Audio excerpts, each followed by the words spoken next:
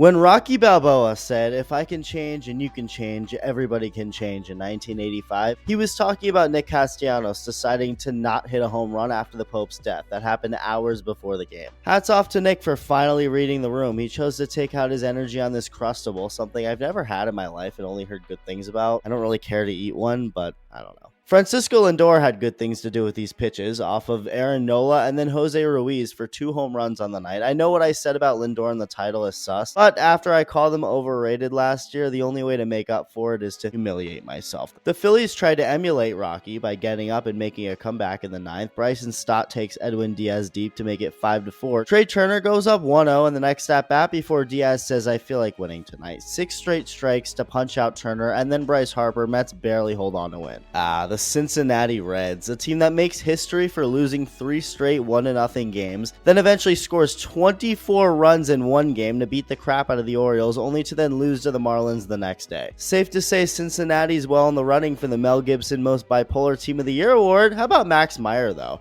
Holy crap, he threw 6 innings, struck out 14 of them, and walked 0.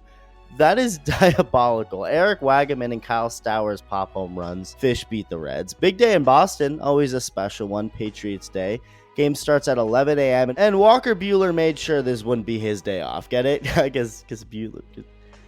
Anyway, after giving up a hit to the first 2 hitters of the game, he locked in. 7 innings, 9 strikeouts, just 1 run in the first. Rob Refsnyder goes deep. Refsnyder's like Batman. You almost think of him as a myth. Even Red Sox fans hardly see the guy, but when they do, he gets hits. He's always lurking. Trevor Story stays hot, 3 hits on the day. He's really cooking to start 2025. Christian Campbell keeps being awesome. If you told Red Sox fans in 2018 that Aroldis Chapman would give up a home run at Fenway Park to Andrew Benintendi on the White Sox, they'd treat you like your Jose Canseco in this tweet. Jaron Duran dropped this baseball. You're thinking, oh boy, until Willie Abreu catches the second out, and the final out of the inning goes poetically back to Duran. The baseball gods always have a way of evening things out for better or worse. Justin Slayton is dirty, Red Sox win. Jose Ramirez is dirty too, in a good way.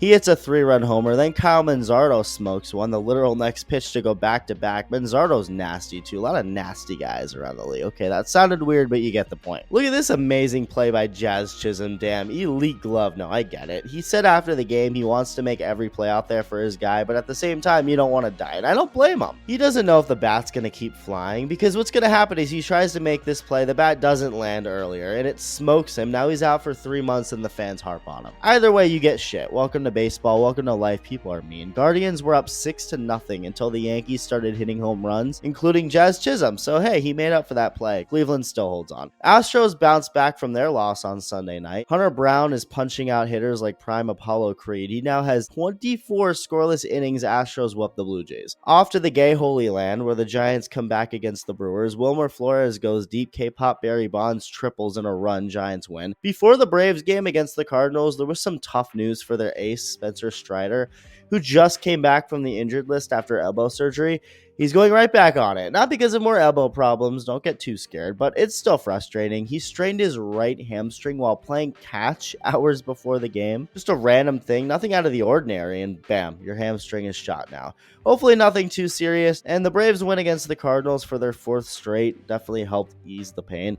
Austin Riley stays hot. He hits his 7th homer of the season. Sean Murphy hits his 4th. Braves were running away with this game until the Cardinals said hold up. They put up 3 runs. Wilson Contreras goes deep. Up comes Nolan Arenado with a tying run on base, only to hit it about 1 inch in front of the plate for the final out. And somewhere out there, a man who owns a truck thinks that ball traveled a respectable distance. The Padres, like the Braves, didn't get good news on one of their players either, although unlike Strider, where it was out of nowhere, after what happened to Luis Ariz on Sunday night, you knew he wasn't going to just walk that off. After a nasty, scary collision in Houston that sent him to the hospital, Ariz has been put on the 7-day concussion injured list, but there is good news that Ariz's prognosis is as good as the team could possibly expect, considering how bad the injury looked.